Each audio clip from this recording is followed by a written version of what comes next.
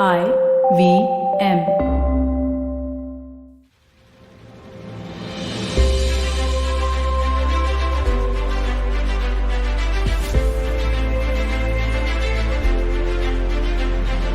Hi everyone, welcome to another episode of This Round is on Me. So this is a big week for the food delivery business as India's biggest online delivery company, Zomato, is going public. The IPO aims to raise over 9,000 crores, pegging the food tech startup's valuation at a whopping 9 billion or approximately 60,000 crore at the upper end of the listing price band. That's more than the valuation of the top 20 hotel brands in India altogether, and more than the top 6 QSR or quick service restaurant chains in India, which is like your Domino's, McDonald's, etc., which serve millions of customers. So needless to say, it's thrown up a lot of debate in the recent weeks about this valuation, not least because the company is yet to have a profitable year. Some believe that the valuation approach to tech-enabled companies should be different from traditional parameters applied to businesses. I'm not so sure. After all, surely there needs to be some basis for the viability of this business to ever realize a profit on your investment. Or am I just being traditional and old school? As a restaurateur, personally, I'm in shock that a business which thrives on the coattails of restaurants, but with no desire to work with the interests of restaurants, is being so bullish. So it's going to be a very interesting week, and let's see how this IPO plays out. So speaking of restaurants, I'll definitely be asking my guest today whether he's listed on Zomato. After all, he's only just ventured into delivery as a result of the pandemic for the first time in 75 years of being in the restaurant business. So stay tuned. We'll be right back after a quick break. Hello, everybody. Welcome to another great week on the IVM Podcast Network. If you aren't following us on social media, please do. We're IVM Podcast on Twitter, Facebook, and Instagram. Would like to thank the sponsors on the network this week, Cred, Ciet, and Global Victoria. Thank you so much for making this possible. On Cyrus Says, Cyrus is joined by the hilarious and extremely charming illusionist and therapist, Suhani Shah. They talk about different aspects of magic like sleight of hand, mind reading, mentalism, and more. The Habit Coach completed 500 episodes, 500, and Ashton has a special message for us on the occasion. Do check that out. We had Lekhini Desai, founder of the India Ethnic Company, talk to Varun Digarala about their story and the Hatke marketing idea that made them popular. On Naan Curry, South Africa celebrated World Chocolate Day. They took us through the origins, history, economics of chocolate, and shared their memories. On Tere Mere Raste, Keshav Chaturvedi shares an interesting story from Leh. Check out an updated version of the Traveling Professor's Diary. It's now rechristened as Smarter with Sid. Same old brain filled with news stories and insights. This time, listening to know why you should keep things simple. And finally, check out Global Victoria Tech Talks. This one is in partnership with Global Victoria, the trade arm of the Government of Victoria and Australia. The edtech and gaming industries are booming in Victoria, Australia, and this series is meant to showcase that. And with that, let's get you back to your show. Welcome back to this episode of This Round is on Me. My guest today is the second-generation owner of a restaurant establishment that virtually every single Mumbaikar knows of. And trust me, as a restaurateur myself, that's no mean feat. It's a single outlet, standalone restaurant in a bustling bylane of Mumbai's wholesale paper market in Kalbadevi. A no-frills institution that recently made it to a very special list curated by the world's 50 best restaurant group, called the Essence of Asia, which essentially paid homage to restaurants around Asia that have honored culinary traditions, cuisines, and recipes. And I couldn't have thought of a better establishment to represent Mumbai, Gujarati food, and just, a delicious fare. It hasn't bothered with a website, and it posts its daily menu on Twitter. Shree Thaker Bhojanalay is truly an icon of our city. And Gautam, welcome to the show. It's really such an honor to have you join me today. Thank you so much. I'm actually overwhelmed by the words you said, but... Well, every one of them is true. So you have so much to be proud of, you and your family. And I genuinely, restaurateur to restaurateur, I have so much I want to pick your brains about because, you really have created a world-class institution. So can you just take us through the journey of Shree Thaker Bhojanalay? I mean, what made your father get into this business? Well, it started long time ago. My father, they were 10 siblings, very poor family in Rajasthan. So they were, of course, wanted money for food and for life. So he was very young when he started off, Actually, he was like 10 or 12 years old when he left the house to make a fortune for himself and his family. So there was a few rupees in the house and he stole that because otherwise the mother and father wouldn't allow him to go. So he took some 4 rupees or 5 rupees were lying in the house and he just stole them, or maybe 2 rupees. He just stole them and he went off. And he came to Mumbai and he was sleeping at the Chapati beach for a few days.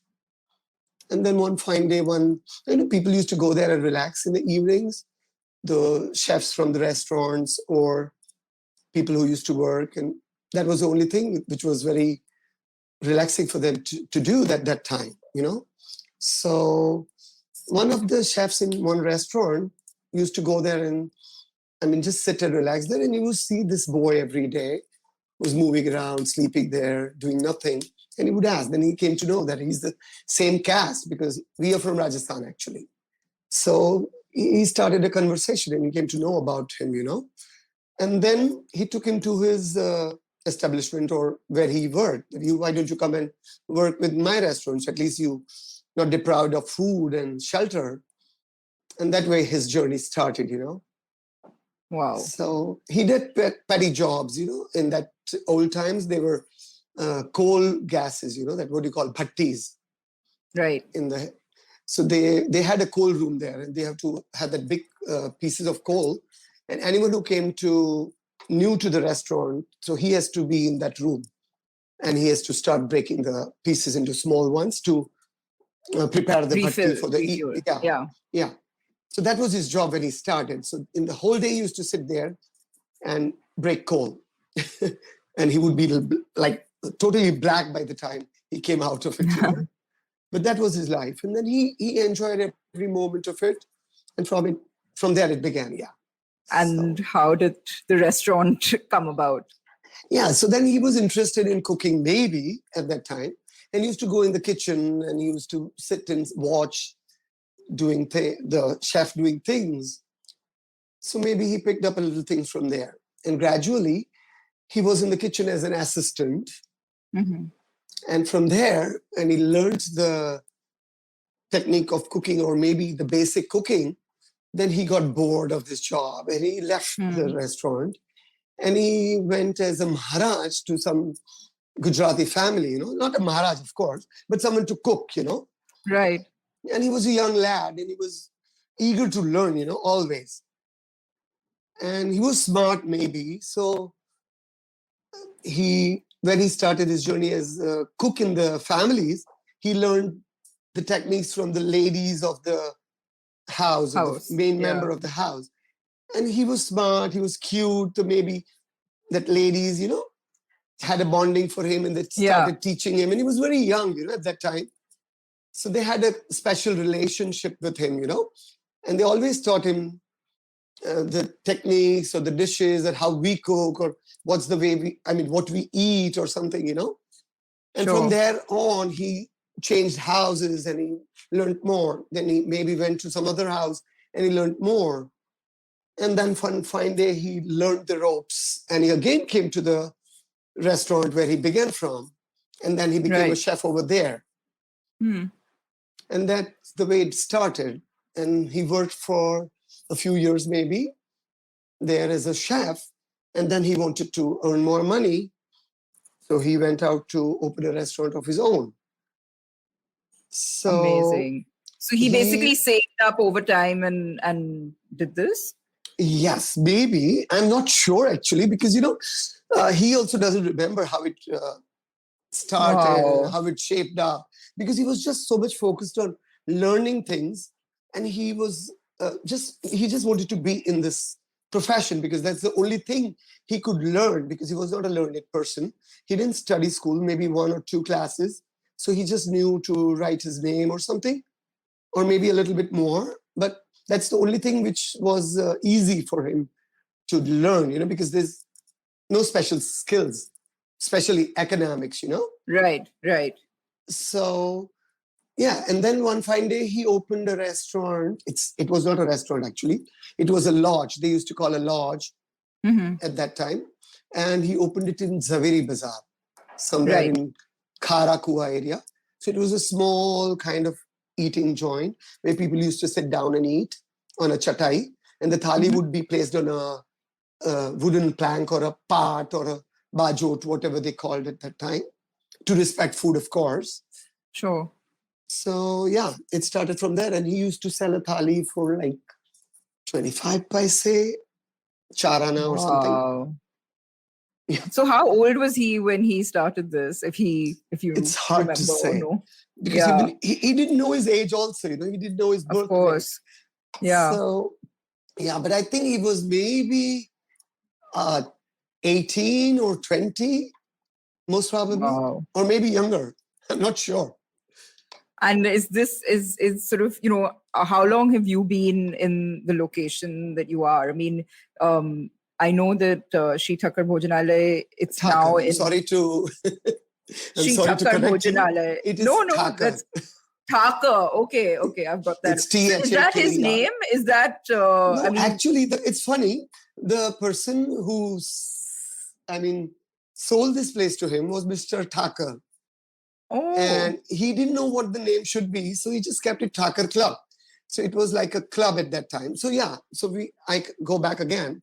So from that restaurant, what he had, it was called Sariyat Lodge, where he started off. Then that building was broken and it went to the Mahadas or the municipality to get repaired. And from there, he came to this location. Right. So this was Thaker Club when it started. So he named it after that person who sold it to him, So it became Shree Thaker Club. Maybe because, because, people used to buy monthly coupons at that time. Right. So they used to eat every single day here, maybe both the times, and Sundays too. So this was like a canteen or a mass kind of thing for them to eat every day.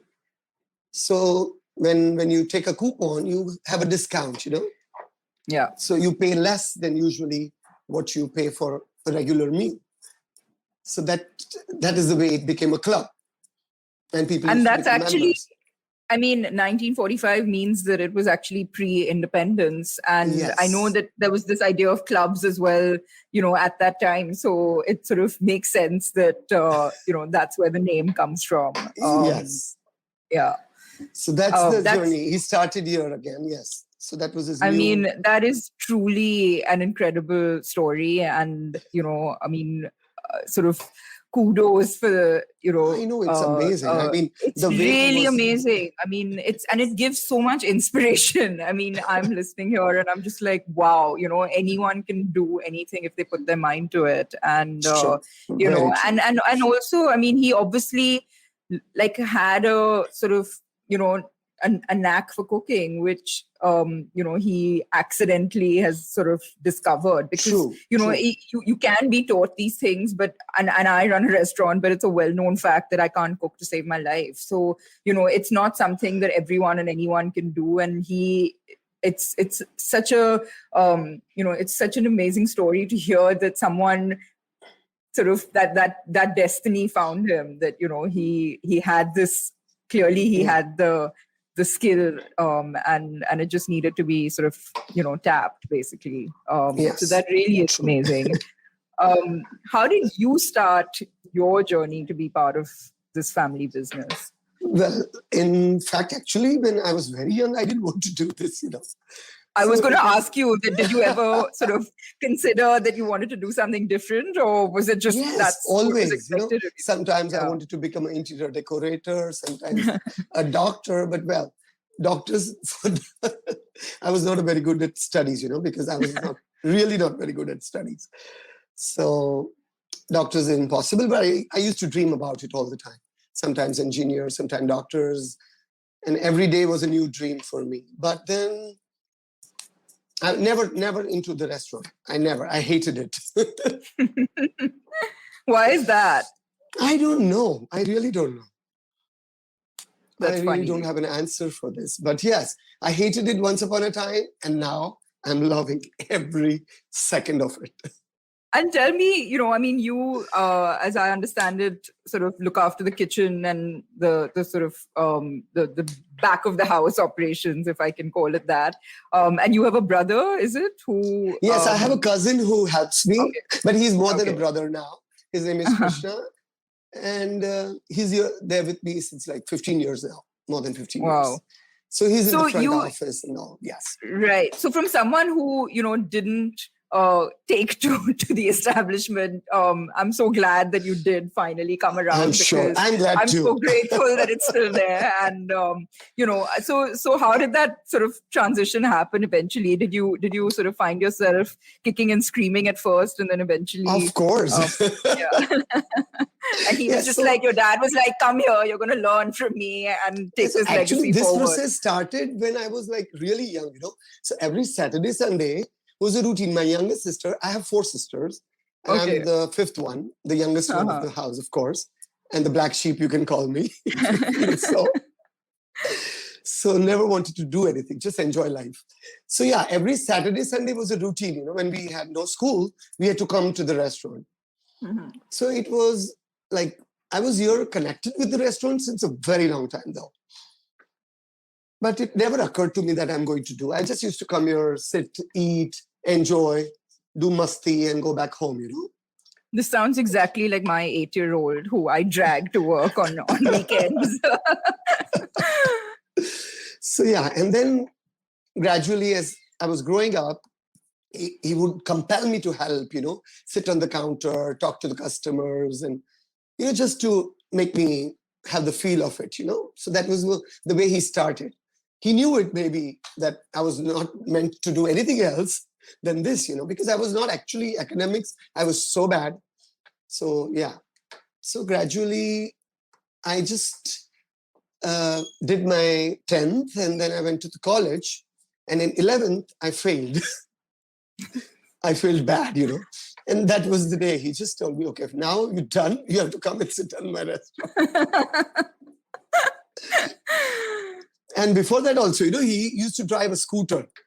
Right. So as soon as my college was over, he would come and pick me up and he would straight away get me to the restaurant, So and then you just started sort of helping in the kitchen and you learned everything No, not really. Kitchen was really after a few years, Okay, so there were some rites of passage. So take us through that. Yeah. And then, he would fight with me. I would fight with him. I hated him for this.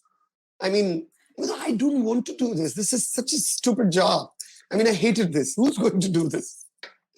But I don't know. I really got into it gradually and it just got into me. Grew on you. Maybe it was inborn, but I didn't. I didn't tap on it, maybe. So, yeah. And gradually then I started. But then he fell sick, actually. He got a heart attack. And he was bedridden for a few days, actually. Just a few days. Because he was back in action in like very soon, He was not ready to believe the first thing that he had a heart attack. And he was out from the hospital on the 4th day. He just ran off. I don't want to stay in the hospital. So the doctors called me at 3 a.m. Your father is crazy. He doesn't want to stay in the hospital. Come and take him. Otherwise. So I had to sign a paper for that. Okay, I'm taking him. And it's my responsibility if anything happens to him. But that was him, Yeah. So he just wanted to be in the restaurant. So yeah. And from the very next day, he wasn't working here.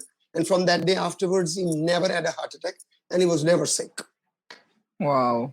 And he worked till 96. And he worked till the last day. Wow. Of his life, So maybe he died with his boots on, you can say. That's incredible. Yeah. Really. I mean, that's something, I think that, and that's going to sort of probably explain my question about, why it's as special as it is. And I think that it comes from, having a true love for what you do. And there's no way that can't kind of transpire in everything that you do. Yes, I agree with you. Yes. And was it always open 7 days a week or? No, usually it was closed on a Sunday night because, this was a heavy kind of food, Right. So Sunday was a very special affair. Usually it is a lighter version of the meals. Right. And on Sundays, it is always very fancy and elaborate. Mhm.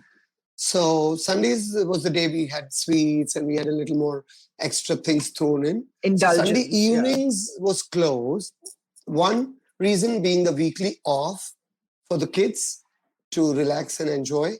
And Sunday was a busy day for them, so they were tired also Yeah. by the end of the day. So that was the weekly evenings usually. Lunch always open. And in evenings, people don't used to have this kind of heavy food if you have a thali in the morning. So maybe that was the reason they always has to be off on a Sunday night. Right. But otherwise open 7 days a week. Yes, even though it's half lunch day and dinner. So did he ever sort of take time off from the business? I mean, eventually, No. like, wow. Never. We can't think of it also, I mean, we would never ask him also. He never attended school meetings. He never attended functions. He never went to weddings. He never went to death crematorium. He was just so dedicated to this. Wow. I mean, nothing else would matter for him, Nothing else at all. I mean, that's true commitment. That is dedication. True. I mean, I'm not even a fraction of what he was doing, Not even 1/1,000,000th of a fraction what he was doing, I could say. I mean, he was incredible. I mean, incredible is not a word, I mean, so much passion, so much drive. Truly inspirational. Yes. And so when you kind of, started, and did he spend his time in the kitchen the whole time? All the time. Right. So at some point, I'm guessing, you started playing a bigger role in the kitchen. Is that kind of how the transition happened? Yeah, because, the funny part, I never got to learn anything from him, from the cooking part, because he was very strict. We were poles apart. I would run away when I see him. And I would shiver, actually. So how did you learn then? How are you running this institution? Spill the beans. I don't know. Yeah, maybe. So maybe when I used to see him from far off, maybe I was just picking up things and maybe it was in my blood somehow, inherited in me or something, But yeah, I never learned from him. I mean, I can never ask him questions and sometimes he would say, come on, go and cook this or try to make this. And I couldn't, because he was watching me and it was the pressure. It was a terror. Yeah. I mean, there would have been other people cooking. So would they kind of, when he was not in the kitchen, I would go in the kitchen and I would try to learn, or maybe I would see the cook. And amazing. So that's where it started, And I mean, at some point, I'm guessing you eventually took over the reins and, it became your kitchen. But there would have been people who've sort of learned under him and worked with him who continued to be, part of the kitchen. And was there ever sort of, did you ever feel sort of awkward about the fact that there may have been older people working who've been there longer than you, but today you were kind of their boss in a way? Yes, very true. And that was the toughest part, because no one would take me seriously, Right. He's just a chokra or just a nobody, And I was the spoiled brat, the only son. So I was a little spoiled, of course. And then I had that attitude, I'm the boss's son. So I tried to rule people and I wanted to show off, So it was always a problem. And it was really very tough for them to take me seriously. I would not take them seriously. And for no reason, I would just put my foot down. Oh, this is not right, because maybe it is right, but I wanted to show off. And I lost a few people. I mean, they just left the job because I was very arrogant and stupid, of course. Now I regret. But yes, that was very bad. I mean, how did that sort of change over time? I mean, at what point did you kind of realize I think I learned from my own mistakes because I had to change, because otherwise it would not have been the same. People were not taking me seriously. They were not listening to me. And then I thought one day, yes, actually, they are right in the way, because I didn't know anything about it. I don't know what the business is. I don't know what food is. And how can I try to be the boss or the superior one, So then I came to know, and then I started respecting them and, trying to be very polite with them. And I learned things. I was polite, of course, but, sometimes that thing comes, respect in your, and that, yeah. No, I So- understand. And I mean, And when you're Do you- young, it's always that drive in you and you want to prove yourself. So Sure. that adolescence and the hormonal changes and everything, it was weird. no, Yeah. and also, I mean, as a young person to suddenly be given the reins of, not suddenly, but to have sort of this kind of control and almost power, right, over Yeah. a business is something that, can be, it can be sort of mishandled in a way or True. sort of, and Yes. and it's It could probably have a good thing you totally went through that, but threw me off, Yeah. yeah. It could have Um, literally threw me off. Yeah. But it sounds then like, considering it was so much of like watching and learning as well as going through your own mistakes and eventually, True. coming out on the other side, it sounds almost that you sort of, your entrepreneurial journey isn't something that you learned from him, but rather it was almost self-taught based on Yes. yes, Yes, you can say that. rather than him sort of formally kind of grooming you to, as we think of it in sort of legacy businesses today, right? True. And family businesses Very today, true. where you sort of bring the next generation, you start kind of that transfer of knowledge in a formal way. So that's really incredible. And you kind of learned the ropes almost, on your own terms. I learned from the cooks. I learned from they were cooking and they were teaching me. I would ask them, questions, and even that was a really tough journey too, because they didn't want me to learn sometimes. I don't know, for no reason.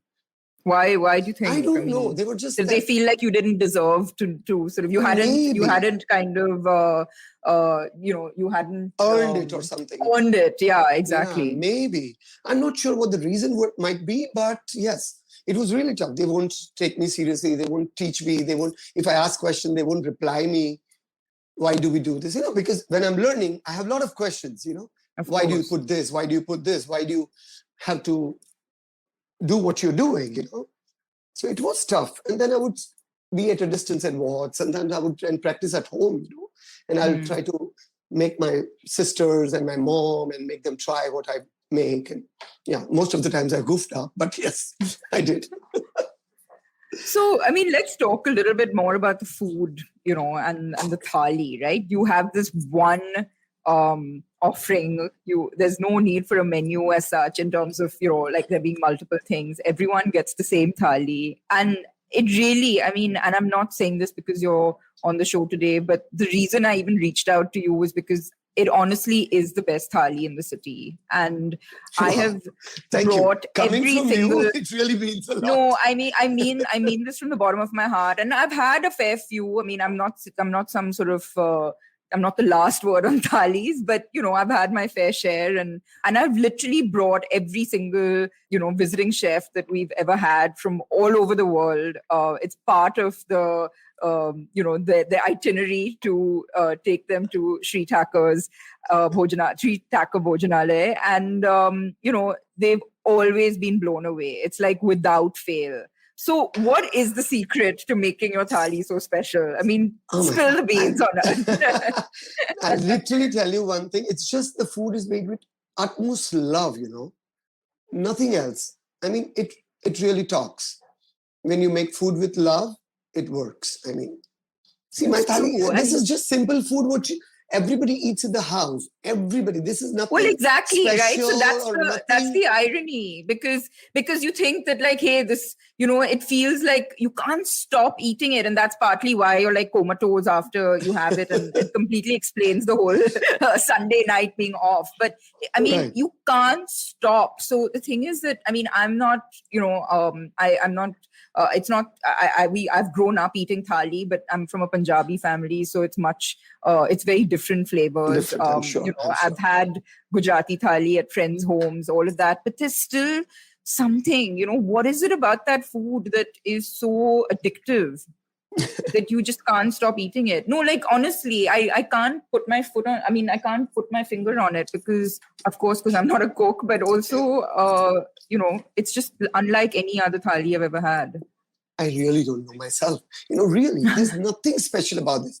It's just the way we make it. It's just, I don't know. Whenever I make food, I always want people to relish it and make them happy. Whether I get one customer in a day or I get 100 or maybe more, I want to make them happy when they eat the food. That's the only thing is in my mind when I cook or when I supervise. So yeah, I don't know. I mean, I completely, I understand that because I think, and especially not being a cook myself, it's. But I know you really don't believe. Sorry to. No, I promise you, I can't. But you really I can't don't cook. I don't believe this. No, I don't. I mean, I dabble like once in a blue moon out of like when there's some like I'm in a weird mood or something. But I think it comes from this place where I know I'm not that good at it, and so. I think I'm not that good at it. And I feel like there are people who do it better than me. So I'm like, hey, I'll just leave it to them. And I don't like failing at what I do. Don't. I'm sure you don't. Yeah. No, and I don't like someone telling me, yeah, it was okay. Or like I can see disappointment a mile away, right? And you're doing amazing in your restaurants. The food is incredible. Well, it's because I don't have anything to do with cooking it. But,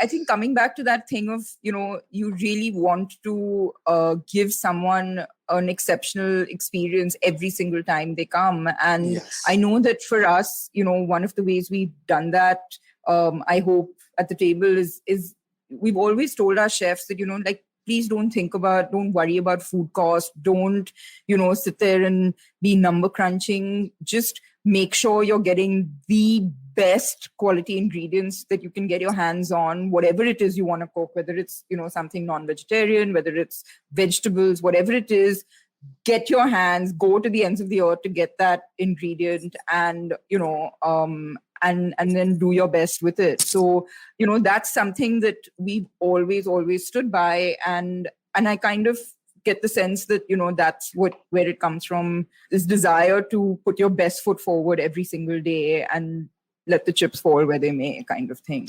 True. I agree. But, you've received global recognition. I mean, it's no small thing to be honored by the world's 50 best. I mean, honestly, it's every fine dining or every restaurant's, dream to be recognized on this list and receive this kind of an accolade. So, really kudos. I mean, this has happened under your I can just watch. say So you've done something right. And, I'm so glad actually. I'm thankful it's to my incredible. stars, maybe the legacy is it's working not. for me. Of course it is, and it's your hard work, and you should be very proud of it. But you've received this. Trying hard, yes. You've received this recognition for honoring, Gujarati culinary traditions. Yeah. How do you keep innovating? I mean, do you really how are you sort of now, your family's from Rajasthan, how are you kind of learning new things or is it that basically, you're known for a certain traditional fare and that's what you put out, every single day and that's what you're doing, and it's not about necessarily coming up with new things all the time, which is also perfectly fine. I mean, how do you approach your what's your approach to the menu? The menu, see, when I go to the market myself, of course, to buy the produce, and if I want to make parwal today, but if I find bindi is better, I would rather buy the bindi. So I change the menu on the last minute, Wow, so you actually go every day? Yes, I do. Wow. And is there a specific market that you go to where, how early does your table get? It depends, I mean, I'm not like my father. He used to go at 3 in the morning. But wow. I would go at like 6:30, 7:30. Wow. So, yeah. So you almost are planning your menu on a day-to-day basis based on what's nothing much to plan, actually. See, it's on the same platform all the time. See, 2 greens, 1 potato, and 1 lentil. So that's the format, one dal. Yeah, but one there's curry. only about 20 more things on that I know. thali. So that's a little bit of a Yeah. sort So of- yeah, I have to be. I mean, see, I modified my thali the way it was. Yeah. I mean, formerly the food used to be a little more oily, little more heavy, little more sweetish, because Guju people tend to put sugar in everything. Yes. Yeah, and so I change it to a little bit.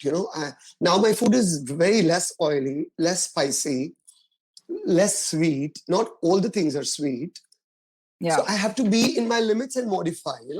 I can't just literally go out of there and change the whole setup.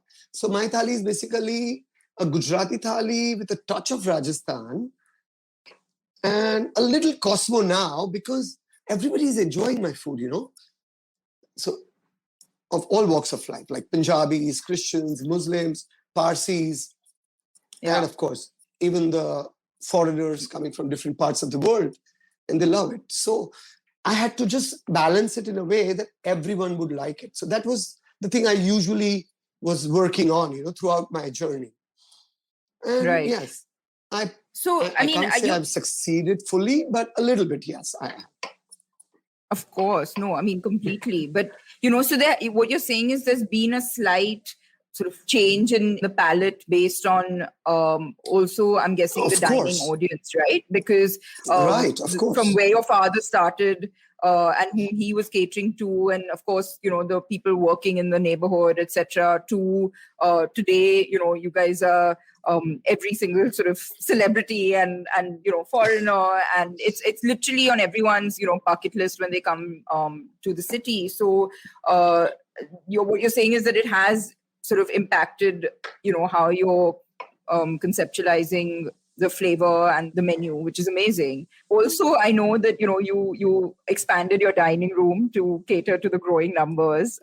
Yes, but you haven't expanded beyond the one location. So tell me about that. I'm sure you've had tons of requests to take take the tons, more restaurant than to other tons. cities. Yeah, I think 1,000 tons. Exactly. So, what are your thoughts on expansion? Every single day, every single day people would come to me, and when I'm done with the cooking, I usually move around in the dining space, just to talk to people, just to have the feedback or how it's going and how the business is, how the kids are working or something. So every day I get like 10 people saying me, why don't you open one in Delhi? Why won't you open one in Hyderabad? I want the franchise for your business. Yeah. Yes, exactly. I can put as much amount of money you want, but you have to come and open a business with me. We have to open one Thaker in Delhi. And how much money you want? Just tell me how much money you want. You would just come and say like that.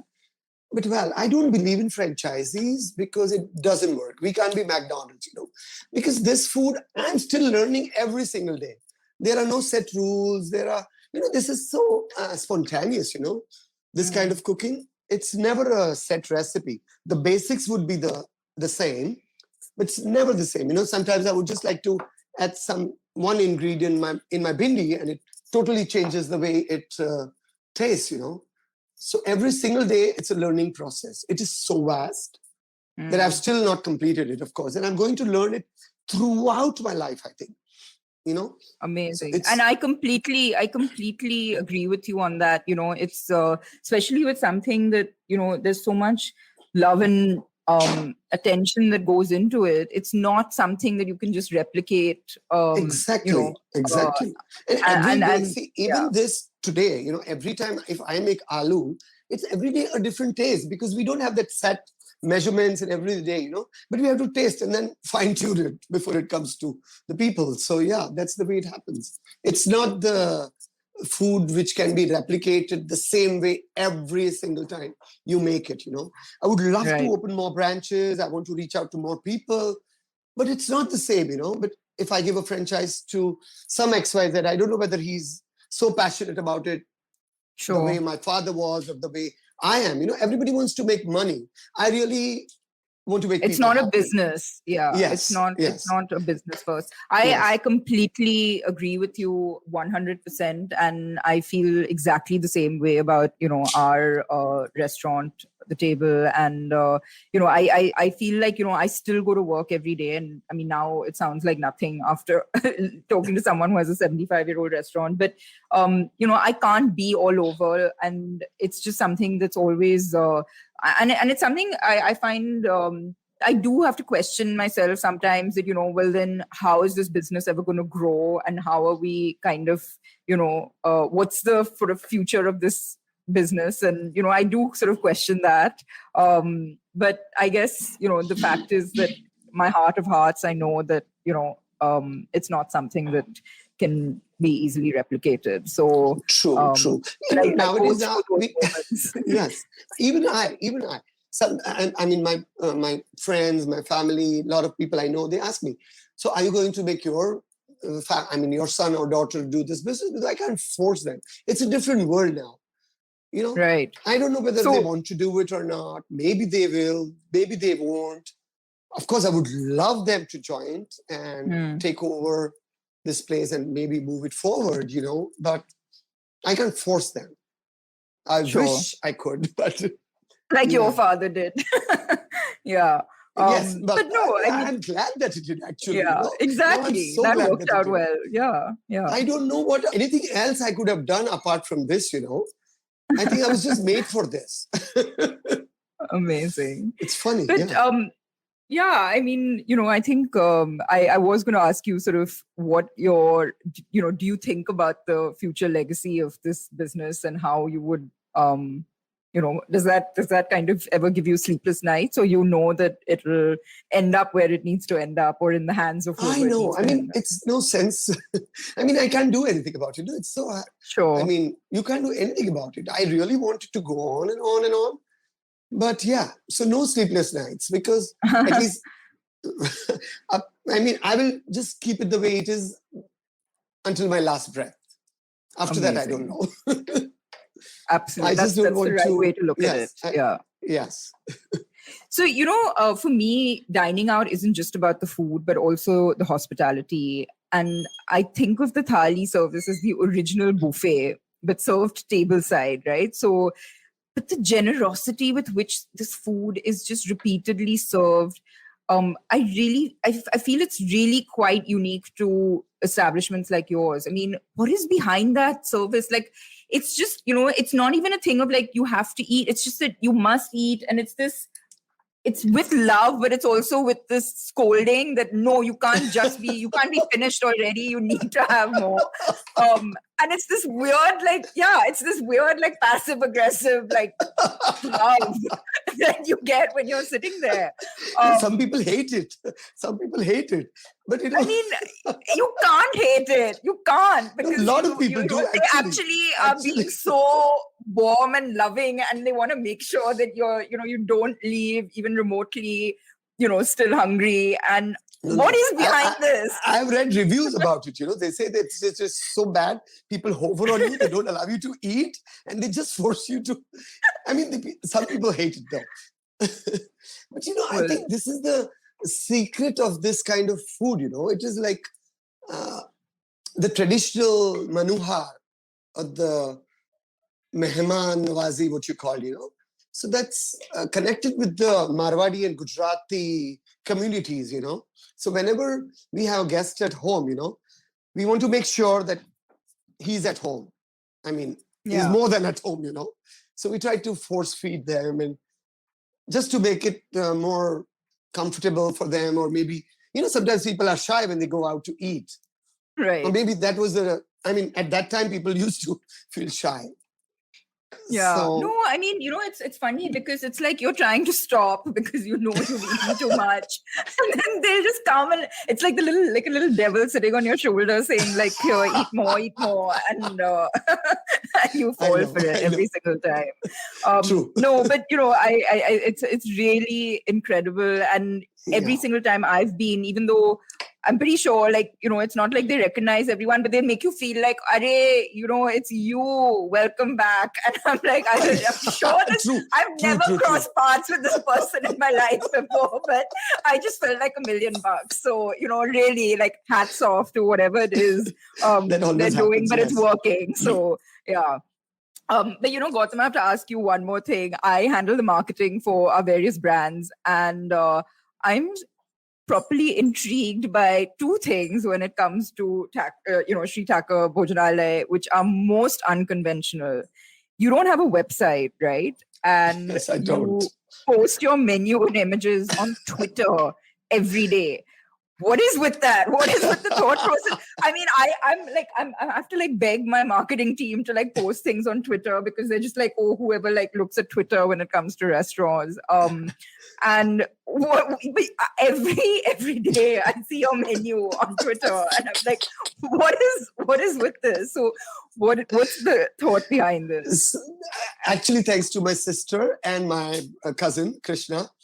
So Krishna handles my Instagram and Facebook, and my sister handles my Twitter account. So thanks to them. Please tell her she's doing a fantastic job, because that's where sure. I'm so grateful to her. Track you down. So yes, I'm so grateful to her. She does an incredible job.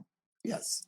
I have to ask you this. We're all reeling from the effects of the pandemic, and I understand that this is the first time in your 75 years that you all have started doing delivery. So what's that been like? What has the last year been like for you?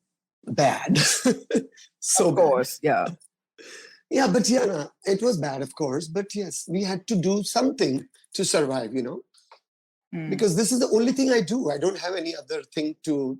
So how do you fulfill the you can't stop eating with a delivery service, right? Like you there's a finite amount of food, so unfortunately that's all you're going to get. But I'm sure you're sort of incredibly generous even in delivery as you are when people dine in.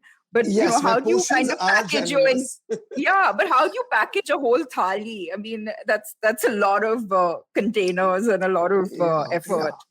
Yeah. It is actually, it's hard for us, and it's not really easy to handle these things, So we get our fair share of galis and disturbances. Don't worry, there's a whole club for that, so you can people trail you and troll you, and they grill you, and oh gosh, it's tough, especially when this kind of food. And see, I'm a very small kind of business person, I'm not like a big multinational company so it was really hard for me. I couldn't afford to give it away to Swiggy or Zomato or any other food partners, because they ask you a cut, and if I give them that cut, what would I earn out of it, I mean, so I was not into it, and it was really hard for me to do that, but and so somehow, thanks to VFast, so we found. So you're not on any of these aggregators? No. That is amazing. So I don't know if you've heard of the Order Direct movement that I've been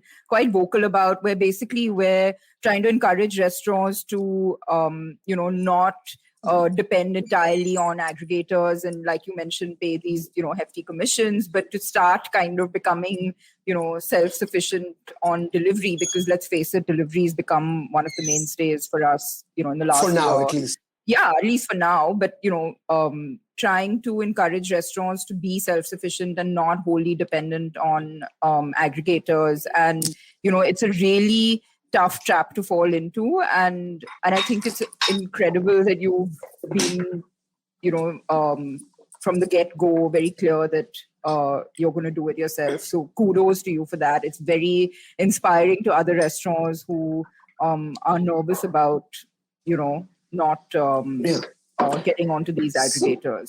So basically, actually what I do is I send it through VFast, and people pay for the deliveries, So I don't have to pay anything from my pocket though. But at least my food is reaching to people now, and it is reaching till Umargaon, Thana, Kalyan. Wow. So that's incredible, People enjoy my thali even in Kalyan.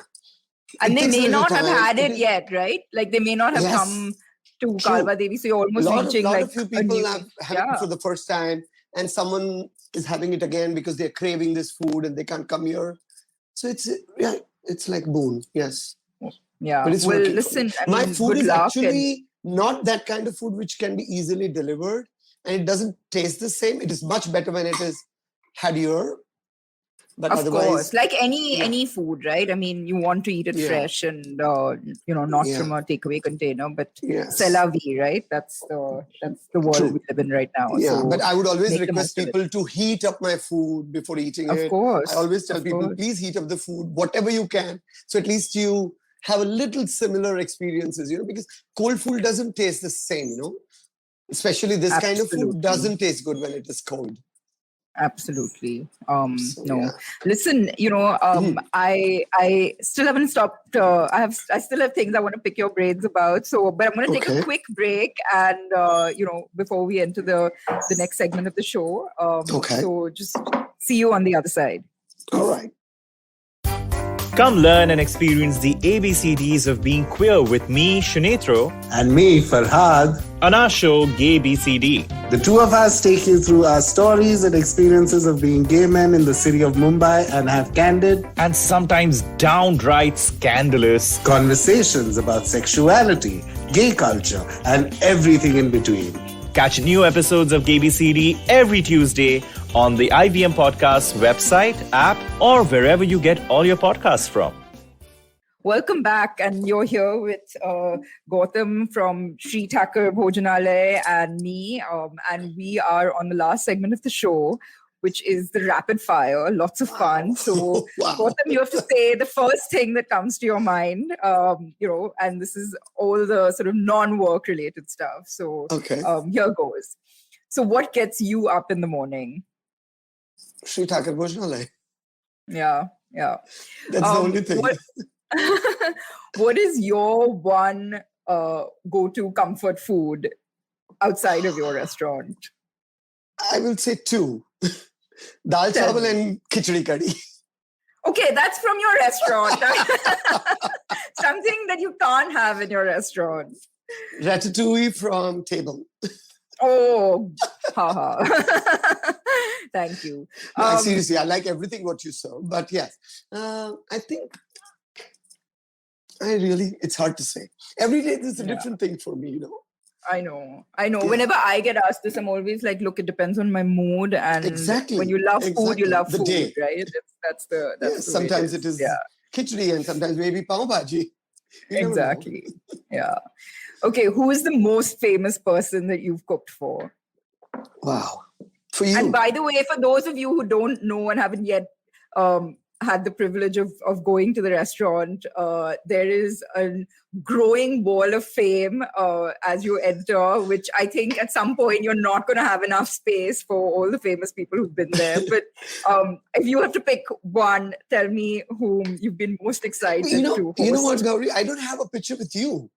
So I want you to... Okay, we're going to change that. So yes, we have to put one picture there with you, of course. But, I don't know because, these people come unannounced and every day, I think all the people who come to eat to me are like famous personalities or celebrities to me. My guests or my customers are celebrities to me. No, but come on now, don't take the diplomatic answer. You have to say... It's really hard to say. Someone that you were excited by when they walked in, you were like, everybody oh my God. Came unannounced, but and I get excited every time I see someone who is like new to me or someone who's famous. And I feel the same feeling is every time it is the same feeling. Seriously. Okay, but come on, tell me one. I really don't know. Come on, who's... I don't remember everyone on that wall of fame. So name someone. Name like a few people if you don't want to pick one. I was very excited when Rashmi Uday came for the first time, actually. Okay, but she does that as it's a professional hazard. The very first time she came to my restaurant, I was so overwhelmed, surprised, I know, afraid, excited. It was a different We had feeling. the same reaction because, and you know what? She books under a pseudonym, right? So I know. You never know until she comes. She never tells. So, yeah. I know. But, okay, fair enough. But if you were not in the kitchen, what would you be doing? Hard to say. I think I just dream about kitchen all the time. It's always food and Thaker. I love that. I love how we started off with I hated it to this is what wakes me up. This is what I would be doing if I wasn't doing it. And can't stay away from the place. Yeah, true. Amazing. So listen, what would be your message to young restaurateurs today who are in the business or getting into the business? Wow. Well, if you have a passion for it, go for it. You should, It is hard work, but it really pays. Yeah, so, I agree with you completely. I always say do it for the right reasons. So Exactly. Yeah. If you want to do it, you have to do it. Yeah. And go ahead and do it. Listen, Gautam, it's just been so incredible and so much fun having you on the show today. Such a laugh, such an amazing story, both, of your father's journey and yours. And, truly like tipping my hat to you for, continuing your father's, what he began, but making it your own and, just creating such an incredible institution that honestly Mumbai as a city is so proud of. So, I really feel so privileged to have spoken to you today, and I can't wait to meet in person very soon. I have to meet you soon. God willing. Thank you so much for having me over. And these all words are so overwhelming for me. That's too much to handle. Nothing like but that. Well, just feed me or continue feeding me your amazing food when we meet. Yes. And we talk more when we meet again. Absolutely. Take care. Thank you so much. Thank you. Have a great day. What an incredible legacy. What a story.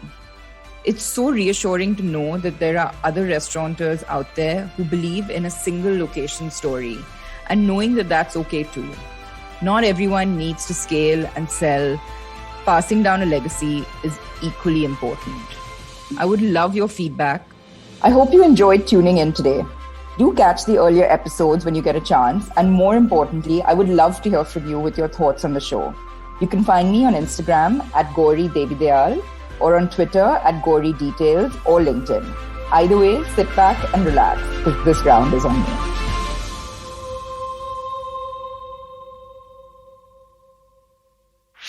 Whether you're an established sports person or a budding one or simply a sports enthusiast, join us, Tanvi and Shlok. We are two passionate pro badminton players talking policy, mindset and everything sport. So tune in to the Millennial Athlete every Monday. Only on the IVM Podcast Network. Trust us, it's gonna be lit. Feeling overwhelmed, anxious, struggling with too many obstacles, don't know where your life is headed? Well, if you are dealing with one or all of these, tune into the Positively Unlimited podcast, because in each episode, I share a life lesson, a life hack, a pro tip that can help you get your life back on track. All episodes are available on the IVM website, IVM Podcast app, or wherever it is that you get your podcast from.